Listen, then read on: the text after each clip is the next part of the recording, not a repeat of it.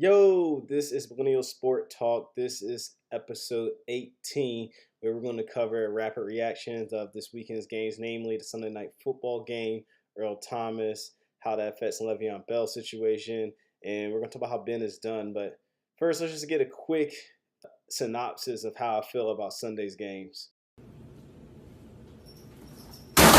Oh my fucking. Yeah, so that pretty much sums up the weekend for the Steelers and fans, how we feel all across the nation. But let's go ahead and jump into, we got a phone call coming in. I had a good friend, Xander, answer some of his questions that he had yesterday following the Steelers. All right, so here we are, rapid reaction time from the Steelers' defeat to the Ravens. Honestly, I don't even think I saw the end of the score. But we're just going to go ahead and we got Xander on the phone right now. Xander, what's your question and how you going? How you feeling about the game today? Well, first off, not feeling too good about the Steelers and Ravens. I feel like we definitely broke down too early. And I have other things I want to say, but my question is, seeing what happened with the injury with Earl Thomas, seeing the condition that the Steelers are playing in and the problem they're having with the defensive secondary, and was Bell right in his decision to stay out? Okay, so that's a very complicated question, and I'm going to address that as efficiently as I can. Number one, I would say the record's yet to be set on Bell. That's the easiest way to say it, is because these are two different entities. You have Bell's camp, and then you have the Steelers camp. Both have different goals. So we know that the Steelers' goal is to win a Super Bowl, right? And we know that in order to win a Super Bowl, obviously you need to have an elite offense or an elite defense. A lot of times the elite offense, 99.9%, that's determined by your quarterback.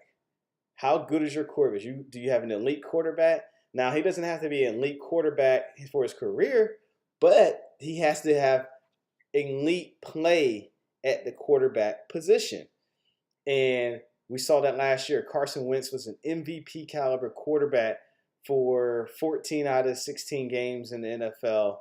And then Nick Foles came in. He kind of stunk it up the last two games. But he came in the playoffs and he played in an elite level. An MVP level is what he turned out in the Super Bowl, and they were able to win. In addition to that, the Eagles had an elite defense. So looking, back at the Steelers lost a chance on their elite defense when Shazier tore up his spine last year. There's nothing you can do about that. There's nothing the Steelers can do about that. They actually have $8 million eating up their salary cap addressing Ryan Shazier's injury. So they did the right thing there, and unfortunately, they're unable to use that $8 million to bolster the defense. That's the same thing with Bell, because Bell now, regardless of what Bell wanted, he was going to eat up at least $14.5, $15 million of cap space. Now, without Bell playing, now you're talking about you can't even use that cap space this year. You can roll it over to next year, but this year you can't make your team better. You have a $15 million disadvantage is what the Steelers are working with right now, and that's what you're seeing offensively. Does Bell make the Steelers a better team? Yes, of course he does. He makes any team a better team. The question is, does he make them a Super Bowl team? And the answer to that today is an obvious no. And not even just today. We saw this, or Xander, I'm sorry. Xander, you've seen this the last 3 years. Everybody's seen this. Le'Veon Bell has been a part of the Pittsburgh Steelers his entire career, and they have never been to a Super Bowl. No. That's not a coincidence. Obviously, Bell's not good enough to put them over the top. They needed a top elite defense because they have a decent offense. They have the weapons there, but you really have to point the fingers at the quarterback position now. For a lot of times, Ben has been an elite quarterback. Last year, he started to slip, and we gave him the benefit of the doubt. Bell was there the whole time. Obviously, I don't know how far his head was in the game, which also indicates and limits his value when you can't depend on the guy, even though he's getting paid to play. His head's not in the game. But Ben also has had a terrible game. He had 2 terrible games against Jacksonville. Jacksonville's a tough team, but you expect elite quarterbacks not to turn the ball over. Same thing we saw against Cleveland this year.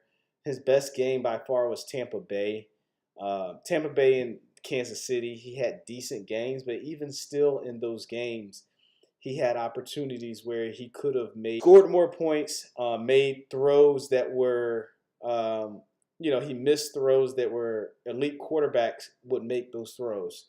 His consistency has dropped. And then, of course, tonight we really saw, I don't know if it's the cliff, but it sure looked like a cliff that he fell off of because right off the cliff. His play was just dramatically poor. I mean, I'm seeing Jared Goff play better. I'm seeing I saw Joe Flacco play better today. Now, of course, Joe Flacco's handicapped, but I've seen a lot of quarterbacks, the young guys. Carson Wentz is a better quarterback. I mean, there's a ton of guys. I don't need to go down the list, but he's deteriorating. And so okay. All right. Before you get to your next question, I'm gonna finish it up. I know this is a long answer, but that's why they both can be right because all Bell needs to be right is to get paid a boatload of money that's guaranteed. It has nothing to do with the success of the team. So he can be right and go sign a $20 million deal and stink up the place, and he'll still be right because he has $20 million a year in his pocket, $80 million deal, and the team sucks. And he can still be right. And the Steelers can be right in the same breath because he's not worth that much money, and all he's going to do is hog up your salary cap space, and you won't be able to have that elite quarterback, and you won't be able to have that elite defense. Okay. Which I guess my follow-up question actually kind of generated too with what you just said, but my first one was, will you see more players kind of taking this approach to team GMs with holding out on their contracts? Okay, so let's look at the Earl Thomas situation. I think you asked about that comparison, so I'm gonna answer that first, and then I'll answer the latter part of the question. Yeah. So with Earl Thomas, his situation is completely different than Bell because Earl Thomas, unfortunately, was the odd man out as far as the Seahawks rebuilding. Okay, they traded off everybody part of that championship team, and Earl Thomas was really the last major piece to that team. As a result, I don't know if that made him publicly tell the Cowboys and tell the NFL, hey, I want to play for the Cowboys, but he's reiterated that this season when they played the Cowboys, saying, see you next year. He asked for a trade to the Cowboys. People are not dumb. People hear that. Teams hear that. Okay, you can talk about all you want. I was talking about my older brother about whether or not we should trade Bell for Earl Thomas. I don't care about Earl Thomas' injury that much. If you're a team in win now mode, you can use Earl Thomas. The problem is he going to sign with you? Because we know he wants to play for the Cowboys. So why would we want to trade for a guy that doesn't want to play for your team? And then if you're the Cowboys, you're saying, okay, if he wants to play for us, we don't need to trade for him. Look at the Lakers. The Lakers knew LeBron wanted to play for them. They're not going to trade for LeBron. They just sign him as a free agent. Yeah. If you know that's where he wants to go, there's no point of trying to trade for him. So he devalued his own value. He devalued himself when he said he wanted to play for the Cowboys. Then he hurt himself even further because he decided to hold out in the preseason. And I think like Bell, who I think still Bell might have been recovering from an injury, he's not in football shape. He goes out there, he doesn't practice, and week 4 he gets hurt. I don't care what you say. If anybody played football, if anybody's played basketball, any sport you play, there's a difference between being in shape and being in shape for that sport. And I can be in shape. I can run a mile, 6 minutes a mile, and then I go play a game of basketball and I'm aching, I'm hurting. I could not play a full game of basketball at that level because there's a difference between in shape and basketball shape, the same way there's a difference between being in shape and being in football shape. Earl Thomas was not in football shape, and he hurt himself because he decided that he wanted to hold out that contract. Now, hopefully it doesn't affect his next deal. I don't think it will.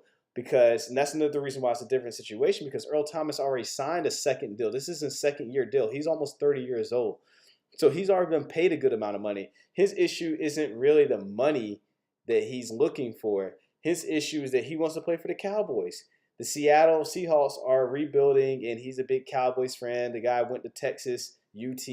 So Bell doesn't have a particular team he wants to play for. Bell just wants to be a mercenary and get play for the highest bidder.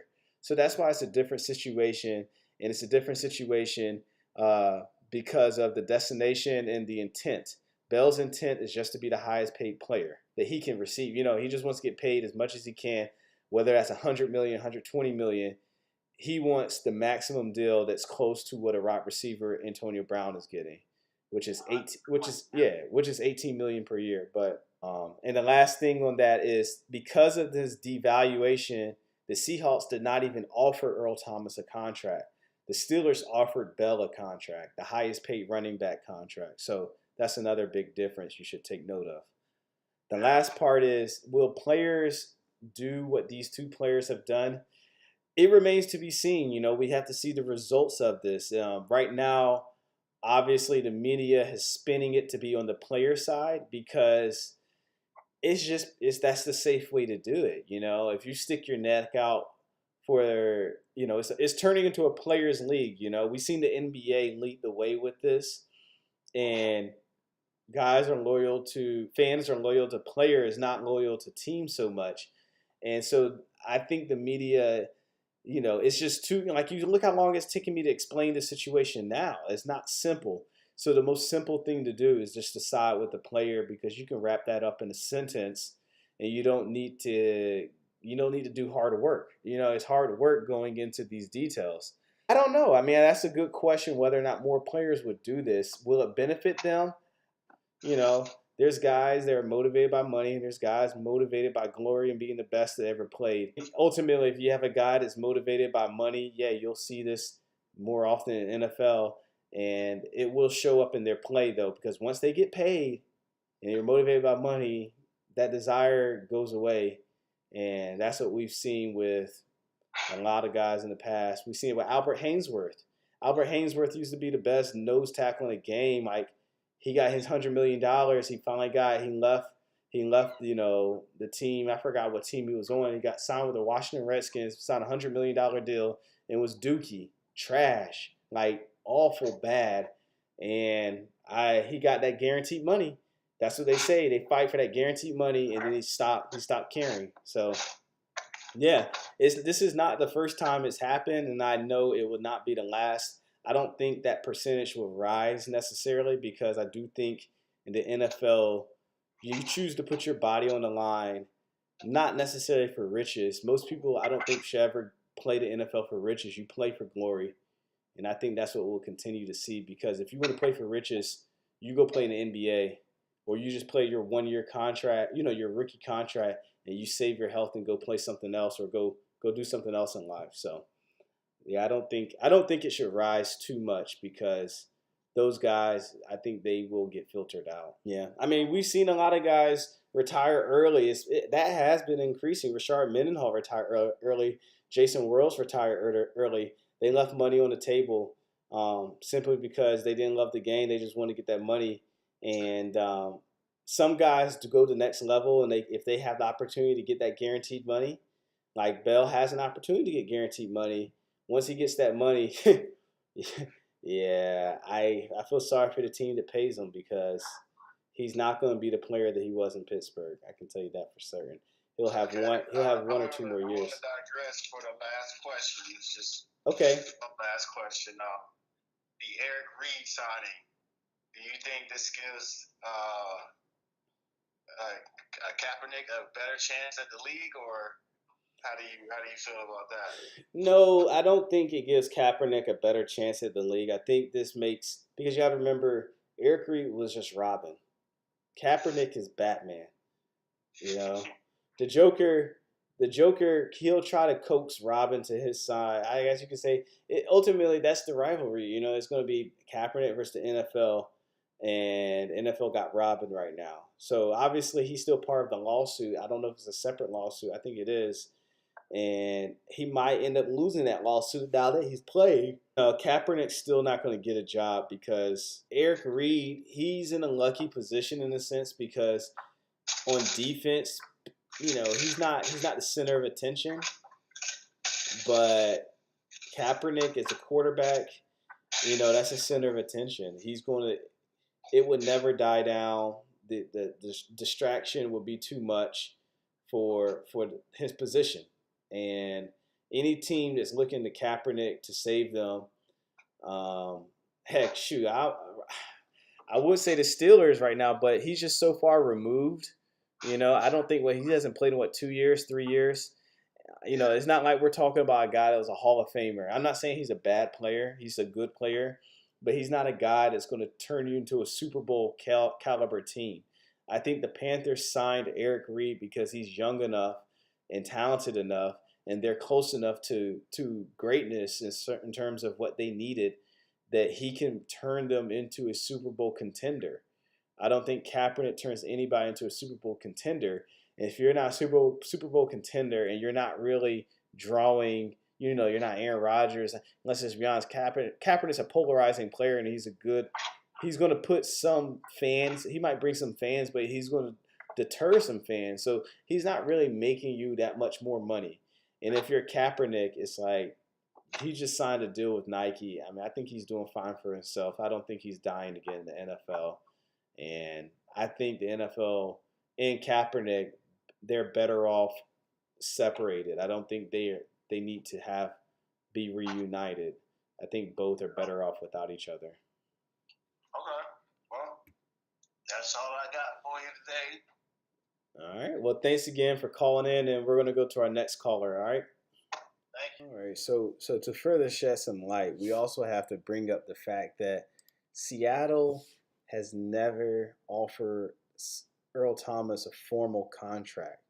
In fact, they actually entertained and got an increased deal from the Dallas Cowboys, reported September 5th, right before the season started, for a second-round pick for Earl Thomas, which I do think that's as best as you're going to get for a 30-year-old safety who's already disgruntled and the Cowboys can get next year for free. So that's another difference. I mean, the guy, Earl Thomas, clearly doesn't want to play in Seattle. They know that.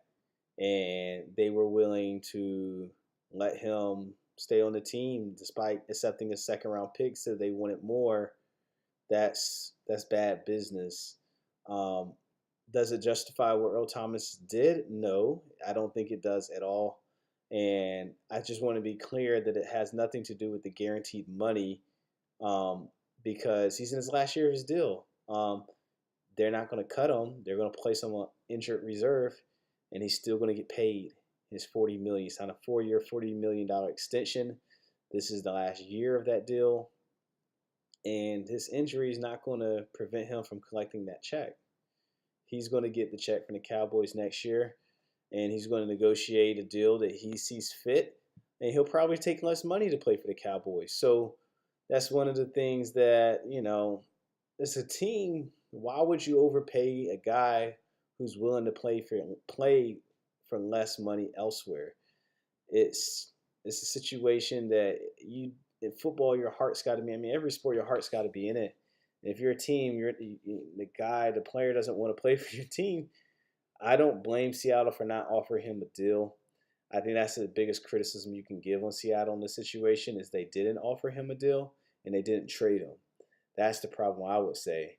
But as a professional athlete, if you're not showing up for practices and you're not showing up for off season, you might as well not show up for the game. But now you're losing money too. So that's what Earl Thomas got. He didn't show up and now he's injured. So that's his own fault. He can't blame anybody else but himself for not getting himself in football shape when he was presented the opportunity, because his career is not going to be over after the season. Let's be clear, money's not the issue. Tell me how much money Earl Thomas lost. You can't tell me how much money he lost because he didn't lose any money. If anything, Seattle's stupid because they lost a second-round pick by deciding not to trade him. So now that we established the differences in the situations between Earl Thomas and Le'Veon Bell, let's just reiterate this one last time, okay? Todd Gurley, Le'Veon Bell, comparable players. Todd Gurley decided not to take or pursue an $18 million, $15 million a year deal the way Bell's looking. Look at their team. LA Rams are 4-0 and on top of the world. Took $12 million a year. Now, they may be able to afford to pay everybody on their roster, and they may be able to win a Super Bowl because he took less money. Le'Veon Bell, on the other hand, he's still holding out, losing money, not making anything. We'll see how his situation turns out. But Gurley actually has a quarterback that, let's be honest, Jared Goff is surprisingly good. Number 1 overall pick, young, fresh in the league, bright future, but he's not getting paid $25 million a year like Ben Roethlisberger is. One thing Goff has, and that's allowing them to succeed, is that they have been able to take that money that they're saving paying the quarterback and that they're saving paying the running back, and they're able to use that money on defense. That's what the Rams have, one of the best defenses in the NFL. Sure, they give up some points here and there, but that defense takes the ball away. That defense gets offenses off the field and gives their offense an opportunities to win the football game. That's something the Steelers don't have. And that's what the Steelers need. That's what they need to invest in. If you look, other running backs are comparable to these two players. Let's look at what they bring, what changes. Since they're so important, okay, Ezekiel Elliott. You think the Cowboys are going anywhere? I think they're 2-2. Not much better situation than the Steelers. Once again, they're not paying their quarterback much, and they're not paying Zeke much. But they don't have a defense, and they're not going to win their division. They're not going to win a Super Bowl. That's what a team wants to do. They want to win a Super Bowl. David Johnson just got paid. Cardinals probably the worst team in the NFL. That's all needs to be said about that, but they have David Johnson. Is that worth it? Let's look at Leonard Fournette. The Jaguars just beat the Patriots without Leonard Fournette. Leonard Fournette barely played the last 2 games, and the Jaguars are the same team because they have an elite defense. And they have a quarterback that knows what he can't do and what he can do for the most part. Okay? That's Saquon Barkley. How many teams would have loved to have Saquon Barkley? Almost every team in the NFL just about. And the Giants still suck. I'm not saying the running back position is useless, but you just have to learn that the NFL's been in business for a long time, and they've realized that when you're replaceable, that hurts your value. And if you're a team that you want to win, you cannot afford to put $15 million per year at a running back position. The Steelers' problem is not Le'Veon Bell. Steelers' problem is defense and quarterback play. Le'Veon Bell is not going to change that. You know, if you can somehow, I would say if you want to sign Le'Veon Bell, then that means it's time for Ben to go, because you need to get that defense to an elite position so that Mason Rudolph can succeed. But I mean, I don't think Bell's head, you know, he's not in the mental state that a Todd Gurley is, who wants to win. Todd Gurley who doesn't mind losing, you know, $3 million extra a year. Because Todd Gurley could have said no to his deal, played his rookie contract out, and went elsewhere and done a Le'Veon Bell. But he wants to win, and that's why he signed the now, because he wants to win, and he wants to win now, and he doesn't want that to be a distraction. So good for him, and hopefully he'll get that wish, and I'll root for the Rams because, you know, $12 million a year is plenty for a running back. It's plenty for anybody, and he'll get another deal. So good for you, Todd Gurley. Shame on you, Earl Thomas, and shame on you, Le'Veon Bell.